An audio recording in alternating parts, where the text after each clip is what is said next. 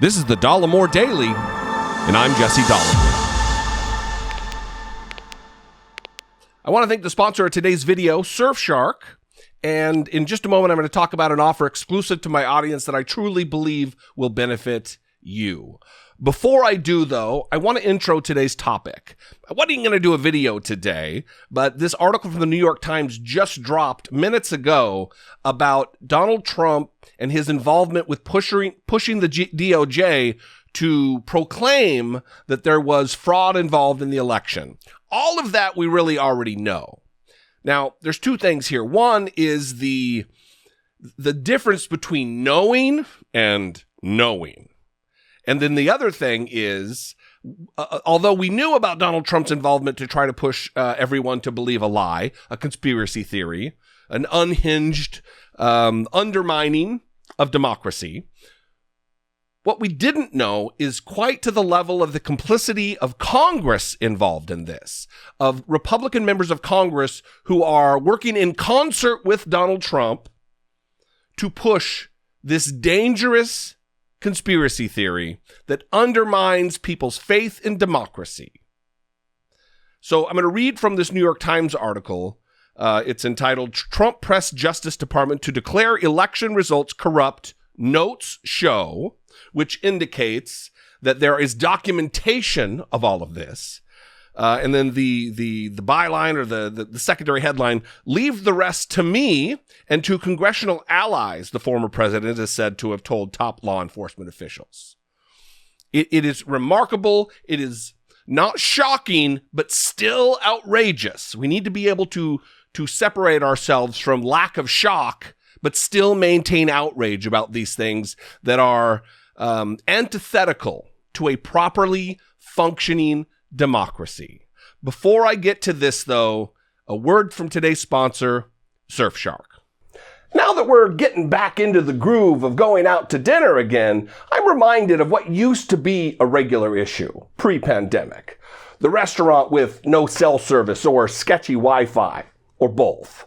I mean, first world problems, granted, but how annoying are all those voracious ads popping up at you when you're starving and just trying to order a freaking appetizer? Your first course in that flashy but fishy restaurant? Surfshark. With their clean web feature, you can browse menus and the rest of the internet free from ads and other junk, all while Surfshark is protecting your data using industry-leading encryption. Right now, get 83% off of a 2-year plan and 3 extra months free by going to surfshark.deal/Dollemore and using code Dollemore. Not only does Surfshark throw in a 30-day money-back guarantee, this code guarantees your subscription for the safest of web browsing will be just $2.21 per month. With Surfshark, you and the family can browse securely and simultaneously on an unlimited number of devices, so everyone will be safe on their own phones or iPads.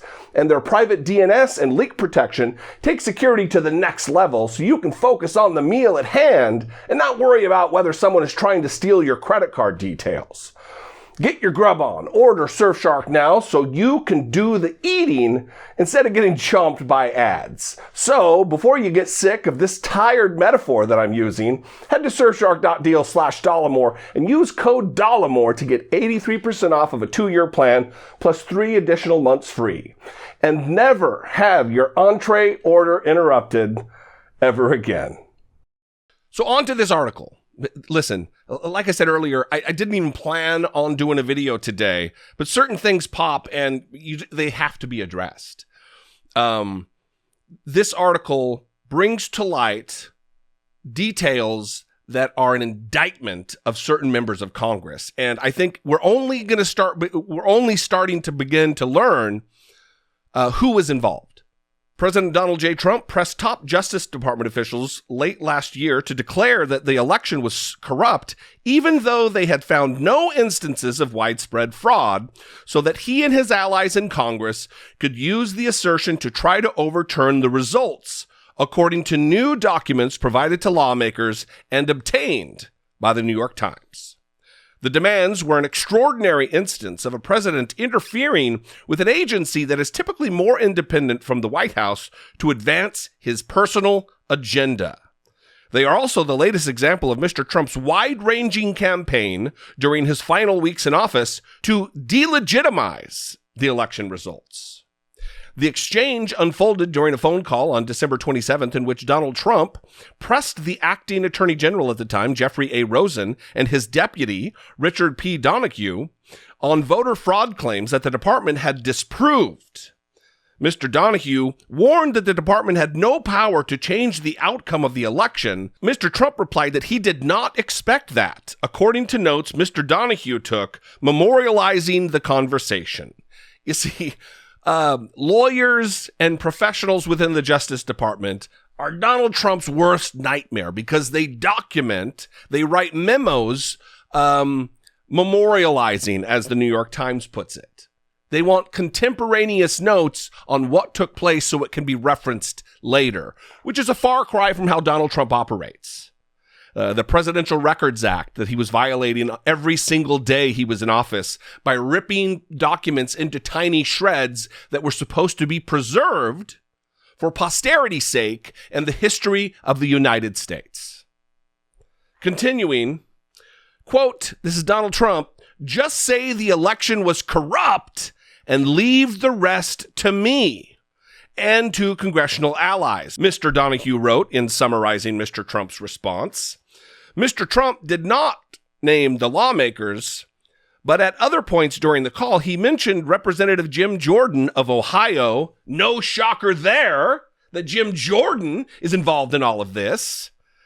But at other points during the call, he mentioned Representative Jim Jordan of Ohio, whom he described as a fighter, Representative Scott Perry of Pennsylvania, who at the time promoted the idea that the election was stolen from Mr. Trump, and Senator Ron Johnson of Wisconsin, Russia's best friend, not in the article, that's my commentary, whom Mr. Trump praised for getting to the bottom of things.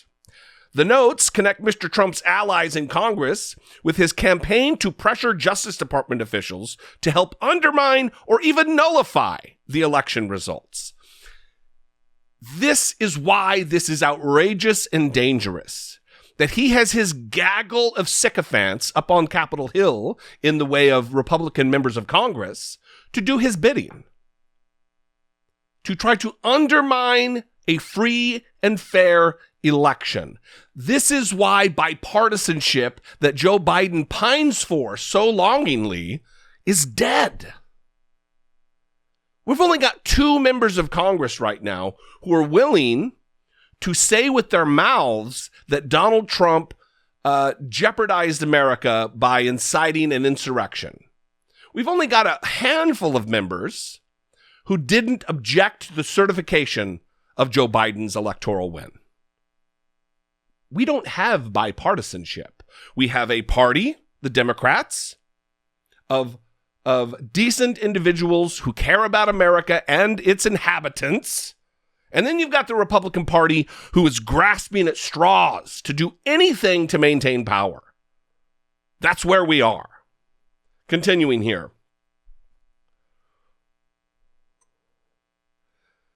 Mr. Jordan ultimately voted to overturn the election results in key states, but has downplayed his role in the president's pressure campaign.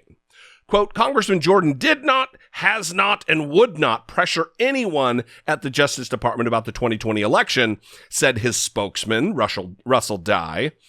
He continues to agree with President Trump that it is perfectly appropriate to raise concerns about election integrity. Look, dipshit, this isn't about election integrity. Asking questions is not all that this is about. This is about promulgating a myth, a lie, a conspiracy theory, and convincing tens of millions of Americans to question the legitimacy of an election that is at its core anti-democratic. Mr. Perry, the other congressman, the one from Pennsylvania, and Mr. Johnson did not immediately respond to requests for comment. Mr. Perry has continued to assert Mr. Trump won, but has not been tied directly to the White House effort to keep him in office. And Mr. Johnson, whom Mr. Trump recently endorsed as he weighs whether to seek a third term, maintains that it is reasonable to have questions about the integrity of the election, though he has recognized Joseph Biden as the president. Look, the only reason anyone has questions about the election is because of Donald Trump's flapping lips underneath his nose. That's the only reason. If it weren't for Donald Trump and his lies and conspiracy, it would have been smooth sailing. It would have been a peaceful transfer of power without an insurrection attempting to overthrow the United States government in contravention of the Constitution. We wouldn't have had it. There wouldn't be bills, voter suppression bills being passed all across the country in an effort to disenfranchise black and brown voters. We wouldn't have it if not for Donald Trump. And now we're learning if not for Donald Trump and his congressional council of complicit individuals. I'll keep the name calling to a minimum here. The Justice Department provided Mr. Donahue's notes to the Oversight and Reform Committee, the House Oversight and Reform Committee, which is investigating the Trump administration's efforts to unlawfully reverse the election results. Here we are. Congress needs to take care of its own. If that means stripping committee assignments from people who are actively undermining the United States government, then that's what we need to do. The Justice Department needs to step in and do something about this. This is a conspiracy. Conspiracy is a federal crime. And to do nothing for the sake of bipartisanship is stupid. It is counterproductive. And we need to do something about it. I thought you should know, and I'd like to know what you think. Call, leave me a voicemail, brief voicemail, 714-576-4054. Of course, you can email me, as I always say, daily at Dollemore.com. Follow me on social media. I'm on Instagram, Twitter. I'm unsuspended from TikTok. Anyway, I love you guys. I hope you have a good weekend. I really would like to know what you think about this. Let's mix it up in the comments. Consider supporting my work. You could become a channel member. You can go over to patreon.com/IDoubtItPodcast. All of those are viable ways to support the show. And if that's not your flavor, you can just share a video, like, comment, subscribe, do all the YouTube-y type of stuff. Anyway, I love you guys. I'll see you next time. Until then, be genuine. Take care of one another.